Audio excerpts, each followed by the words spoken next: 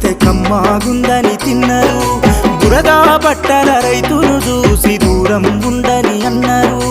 బురదా నుండి పువ్వను తీస్తే కమ్మాగుందని తిన్నారు. బురదా బట్టల రైతును చూసి దూరం ఉండని అన్నారు. చెమటా చుక్కల సత్తువతోని పుడమి పురుడు పోసుకున్నది.